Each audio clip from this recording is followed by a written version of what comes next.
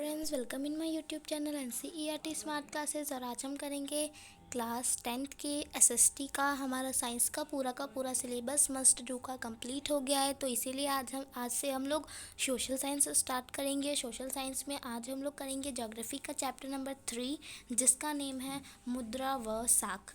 ये चैप्टर ज़्यादा लॉन्ग नहीं है, आपको जल्दी ही समझ में आ जाएगा। सबसे पहले तो मुद्रा और साख चैप्टर का नाम ही है, तो ऑब्वियसली सी बात है कि इसमें हम किसके बारे में पढ़ेंगे, मुद्रा के बारे में और साख के बारे में। ठीक है, तो इस वीडियो में हम इन दो चीज़ों के बारे में पढ़ेंगे। आइए स्टार्ट करते हैं। वीडियो को स्टार्ट करने से पहले लाइक कर दीजिए, अपने फ्रेंड्स को शेयर कर दीजिए, और अभी तक चैनल को सब्सक्राइब नहीं किया है तो जल्दी से कर दीजिए। Okay, so let's start.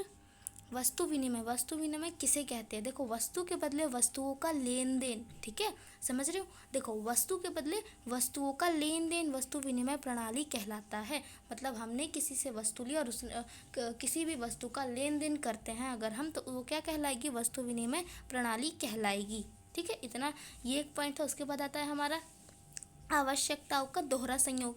आवश्यकताओं का दोहरा संयोग किसे कहते हैं? कि जब एक व्यक्ति किसी चीज़ को बेचने की इच्छा रखता हो और वहीं दूसरा व्यक्ति उसे खरीदने की इच्छा रखता हो, इसे आवश्यकताओं का दोहरा संयोग कहते हैं।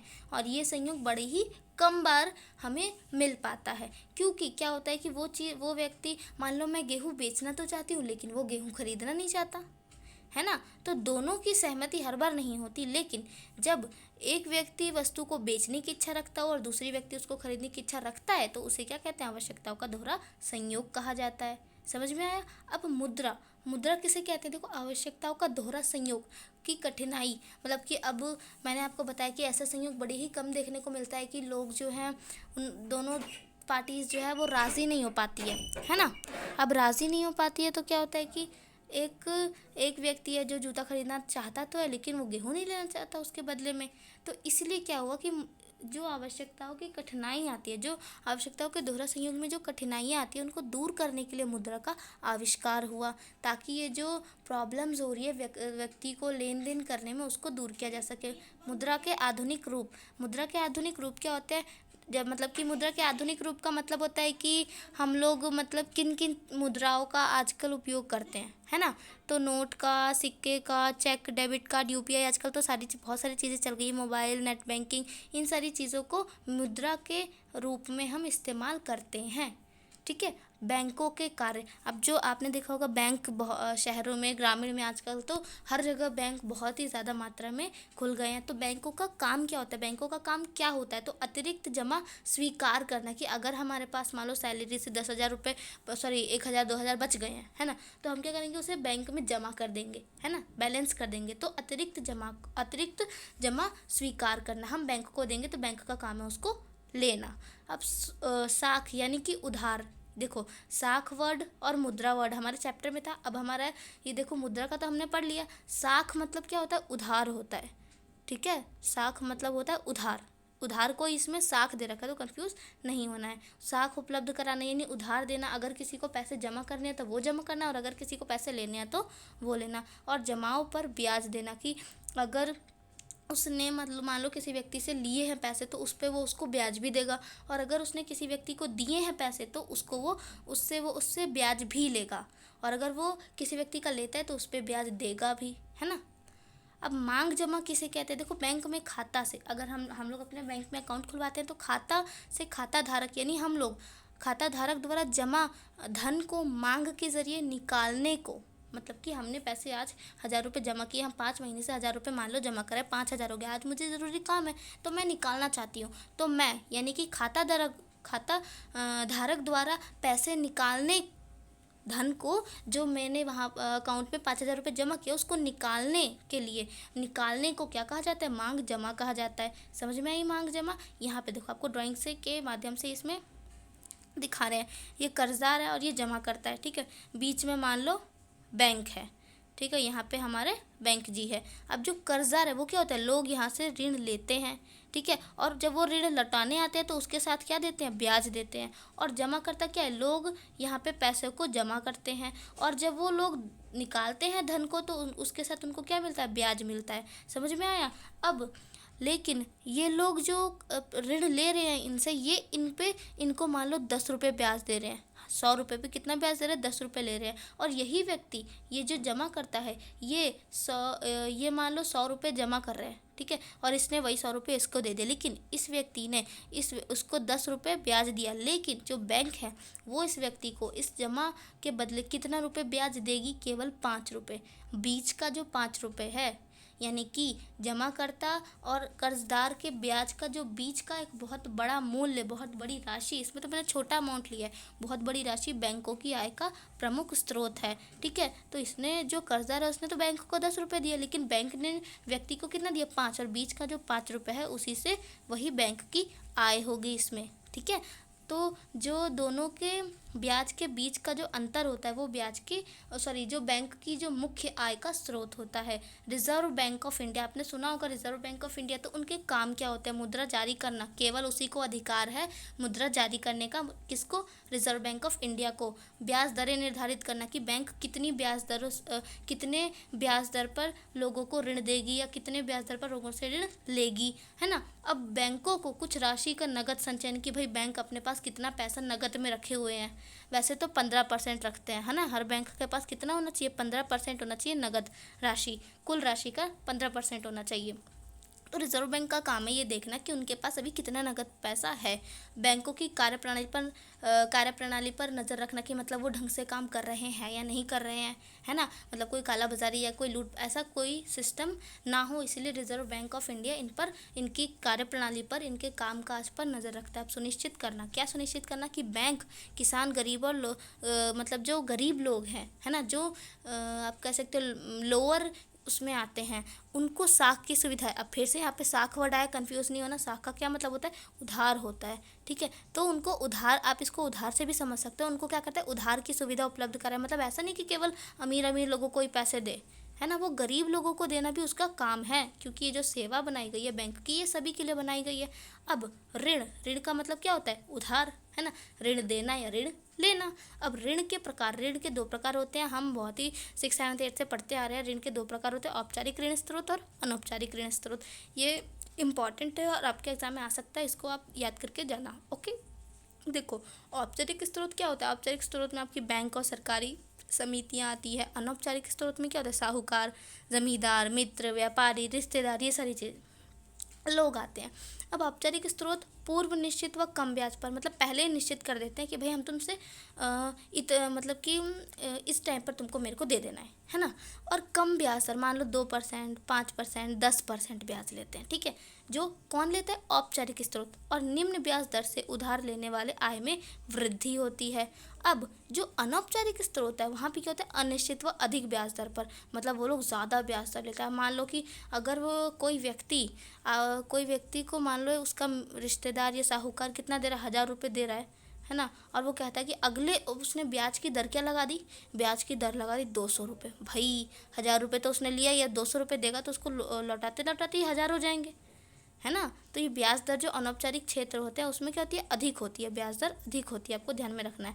उसके बाद अधिक ब्याज दर पर ऋण से राशि में अधिक वृद्धि व ऋण का जाल में फंसना, मतलब जब ज़्यादा, भाई हम अगर किसी गरीब से ज़्यादा ब्याज लेंगे तो उसकी भी तो हालत ख़राब होगी। एक तो वैसे ही वो कर्जा दे रहा है, उसके साथ साथ ब्याज भी दे रहा है, उसके साथ उसके घर की भी स्थिति सही नहीं होगी। तो इससे क्या होता है, इसमें जो ऋण की राशि है वो बहुत ज़्यादा हो जाती है, मतलब जो हम ब्याज लगा देते हैं वो बहुत ज़्यादा हो जाता है, ऋण की राशि ज़्यादा हो जाती है, जिससे क्या होता है, जो व्यक्ति होता है वो ऋण जाल में फंस जाता है, उधार के जाल में फंस जाता है। हम कहते हैं ना, भाई मैंने लोन तो ले लिया लेकिन चुका नहीं पा रहा हूँ, तो वो क्या है, वो ऋण जाल में फंस गया है। अब शहरी परिवार द्वारा लिए गए कुल ऋण का औपचारिक और अनौपचारिक क्षेत्रों में प्रतिशत, मतलब कि जो शहरी लोग हैं वो मतलब कितने % शहरी लोग औपचारिक स्रोत का इस्तेमाल करते हैं और कितने % शहरी लोग अनौपचारिक स्रोत का इस्तेमाल करते हैं। तो ये ड्राइंग में आपको बहुत ही अच्छे से दिखाया, आपको समझ में आ जाएगा, ठीक है।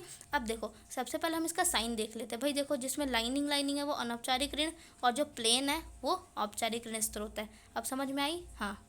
अब जो अमीर लोग हैं, आप देख लो प्लेन वाला संख्या 90% लोग औपचारिक स्रोत का इस्तेमाल करते हैं, समझ में आई बात। और केवल 10% लोग अमीर व्यक्ति ऐसे हैं जो अनौपचारिक स्रोत लेते हैं, है ना, मतलब साहूकार, व्यापारी, रिश्तेदार से। और गरीब परिवार की बात करें तो बताओ 85% लोग साहूकार या व्यापारी मतलब अनौपचारिक स्रोतों का उपयोग करते हैं, और केवल 15% लोग हैं जो बैंकों से या आप कह सकते हो औपचारिक स्रोत का इस्तेमाल करते हैं। अब कम संपत्ति वाले परिवार, कम संपत्ति वाले परिवार मतलब कि जिनके पास कम पैसा हो, है ना, मतलब गरीब भी नहीं है लेकिन कम पैसा है, तो उसमें क्या है, आधा आधा क्या आप देख रहे हो, इसमें वो है कि भाई आधे लोग तो क्या कहते हैं औपचारिक स्रोत का उपयोग करते हैं और आधे लोग क्या करते हैं अनौपचारिक स्रोत का उपयोग करते हैं। जो समृद्ध परिवार है, मतलब जो जिन फले फूले आप कह सकते हो अच्छा खासा मतलब खर्चा चल रहा है, अमीर नहीं है लेकिन समृद्ध है, ठीक है, तो उसमें 72% जो परिवार है वो क्या है औपचारिक स्रोतों पर निर्भर होते हैं, और जो 28% है वो क्या है अनौपचारिक स्रोतों पर निर्भर होते हैं। तो इस प्रकार से हमने लोगों में देख लिया कि भाई अनौपचारिक स्रोत और औपचारिक स्रोतों पर लोगों की कितनी निर्भरता है। अब हमारा नेक्स्ट टॉपिक आता है समर्थक ऋणाधार। ये वर्ड सुनकर आपको कैसा लग रहा होगा? नहीं जी, इसका मीनिंग बड़ा इजी है, गिरवी। हम अपनी डेली लाइफ में बहुत सुनते हैं भाई गिरवी, इसने अपना ये गिरवी रख दिया, वो गिरवी रख दिया, है ना, 10,000 लोन लिया उसके साथ साथ ये गिरवी रख दिया इसने, है ना। तो समर्थक ऋणधार का मतलब भी क्या होता है, गिरवी रखना होता है, ठीक है, इतना समझ में आ गया। अब देखो, उधार देने से पूर्व उधार लेने वाला व्यक्ति या संस्था उधार लेने वाले से उन परिसंपत्तियों की मांग करता है जिन्हें बेचकर वो अपने ऋण की राशि वसूल कर सके, जैसे कृषि योग्य भूमि, मकान, दुकान, जेवर आदि। अब मैं अगर आप आते हो मेरे पास मान लो 10,000 रुपये देने के लिए, तो मैं ऐसे ही थोड़ी ना दे दूँगी, मतलब मैंने मान लो चलो मैंने ब्याज दर लगा दी, लेकिन फिर भी मैं आपको ऐसे नहीं दे सकती ना, मैं बोलूँगी पहले कोई चीज़ मेरे पास गिरवी रख के जाओ, कभी तुमने नहीं दिया तो, है ना, ऐसा कहते हैं ना हम। तो गिरवी रखने के लिए हम कहते हैं कि भाई या तो अपना कुछ भी गिरवी रख के ले जाओ। तो वैसे ही जब व्यक्ति किसी व्यक्ति के पास उधार लेने के लिए जाता है तो वो क्या कहता है, उसको कोई व्यक्ति या संस्था उधार लेने के लिए जाती है तो वो उससे परिसंपत्ति की मांग करता है कि पहले कोई चीज़ यहाँ पे गिरवी रखो, उसके बाद ही मैं तुमको क्या दूंगा, ऋण दूंगा, उधार दूंगा, है ना।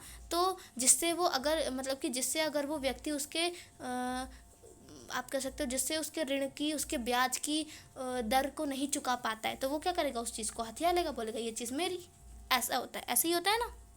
तो इसी को क्या कहते हैं, समर्थक ऋणाधार कहते हैं, कि जो देने वाला व्यक्ति है वो लेने वाले व्यक्ति से पैसे देने से पहले, है ना, देने से पहले उससे कुछ परिसंपत्ति की मांग करता है, गिरवी चीज़ों की। अब ऋण की शर्तें क्या है, ब्याज दर, समर्थक ऋणाधार, आवश्यक दस्तावेज, भुगतान प्रक्रिया, ईएमआई आदि को सामूहिक रूप से ऋण की शर्तें कहा जाता है। मतलब कि अगर हम किसी को ऋण दे रहे हैं, उधार दे रहे हैं, तो पहले कुछ चीज़ों को हम पक्का कर लेंगे, है ना, कि तुम्हारे पास ये होना चाहिए, ये होना चाहिए, ये होना चाहिए, तभी मैं तुमको ऋण दूंगा, तो उसे ही हम ऋण की शर्तें कहते हैं। अब ऋण की शर्तों में क्या समझते हैं कि ब्याज दर हम पहले ही तय कर लेते हैं कि भाई तू मुझे 5% ब्याज देगा तभी मैं तेरे को पैसे दूंगा। समर्थक ऋणधार क्या चीज़ मुझे गिरवी दे रहा है, आवश्यक दस्तावेज, अगर हम बैंक में जाते हैं तो बोलेगा कि पहले अपना आधार कार्ड, अकाउंट नंबर ये दो, तब हम तुमको लोन देंगे। अपना कोई दस्तावेज जहाँ पे ज़मीन वमीन या कोई चीज़ गिरवी रखवाओ, है ना। भुगतान प्रक्रिया, ईएमआई, ये सारी चीज़ें जो है ऋण की, ये सारी चीज़ें मिलकर क्या बनाती है, ऋण की शर्तें कहते हैं इन सारी चीज़ों को।